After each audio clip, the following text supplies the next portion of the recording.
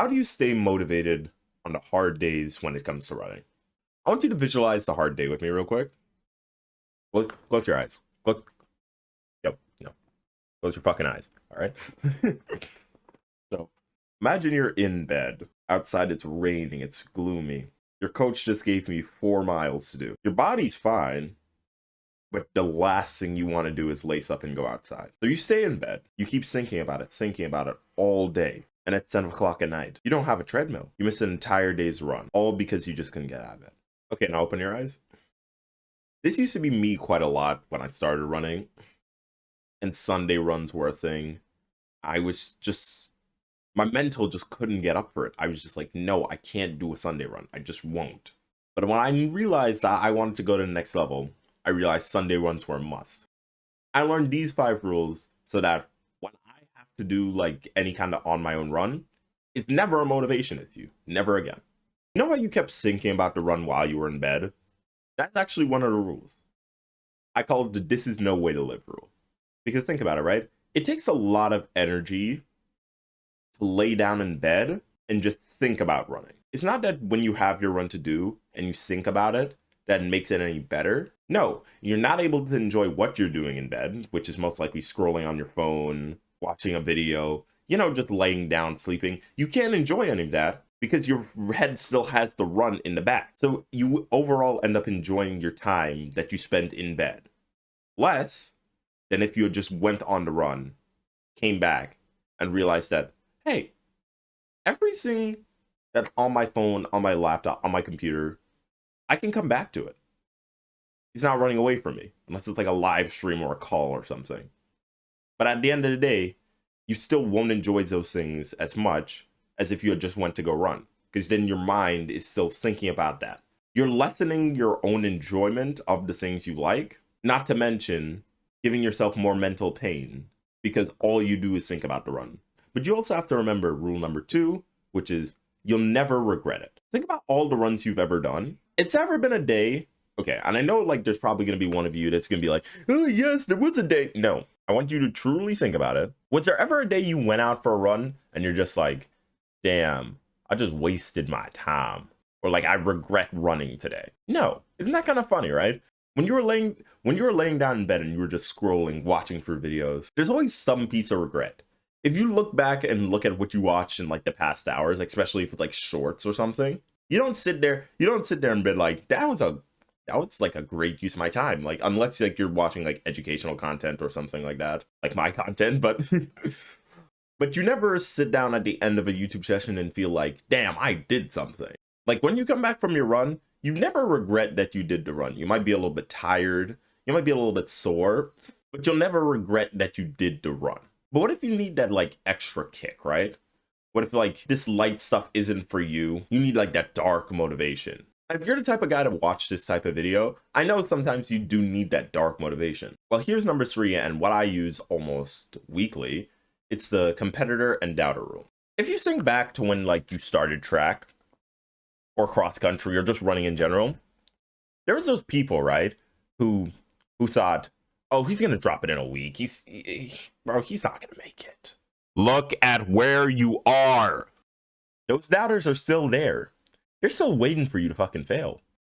You have to get up and prove them wrong every single day. They don't think that you'll become better than them. And every single day you have to show up and prove them wrong. Because they're complacent at the top. A lot of these guys, they think, oh, it's so hard to PR at this level, you guys just wouldn't get it. No, I understand it's hard, but it's very doable. It's easy to PR as a 22800 guy. It's easy. It's still going to feel quite hard, but it's still quite easy. To PR as a 150 guy, it's still quite hard, but it's still quite doable. So you have to think of your competition too. That was the doubters. Those were the guys who were preying on your downfall. Your competitors, half of them don't give a fuck. They don't care about you. All they know is that they want what they want, and they will outrun you to fucking get it. They will take as much suffering as possible. So every day while you're in training and you're thinking, oh, I'll just do a little bit less today. Think of the guys in your conference. Think of the guys in your state. Think of the guys in the nation. Think about how many guys had that same exact shot and stopped and keep going. Now you're better than all the guys who just stopped. You have that little bit of fitness.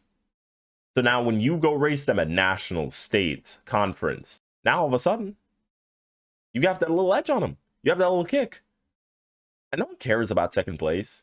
Who's the second fastest man in the world? Some of you guys might know. I don't. Who's the third fastest guy in the world? You don't even know his name. But everyone knows Noah Lyles.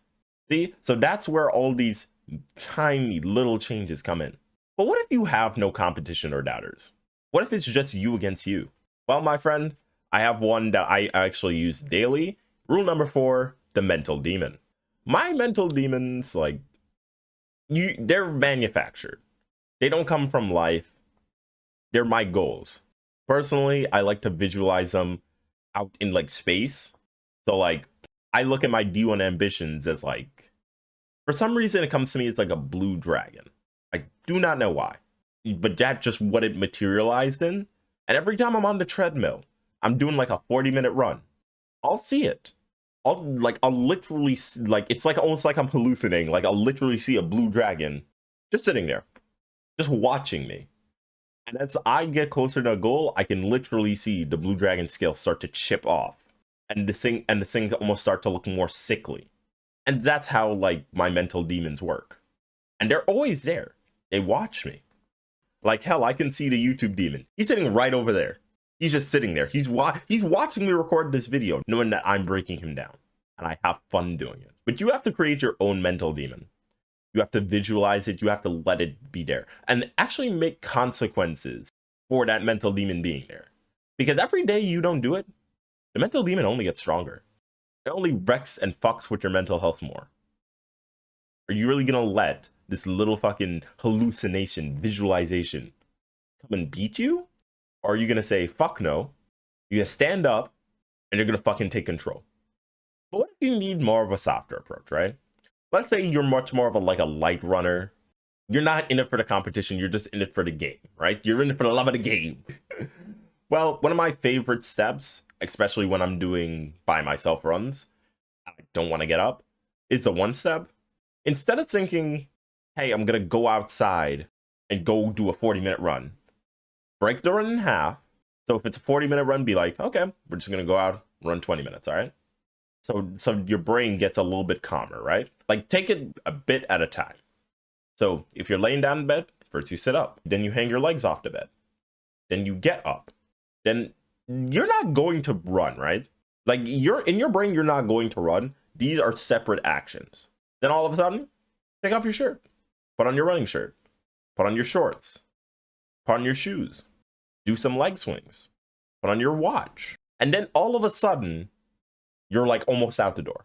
So I hope this helps with your running motivation. Leave a comment if it does.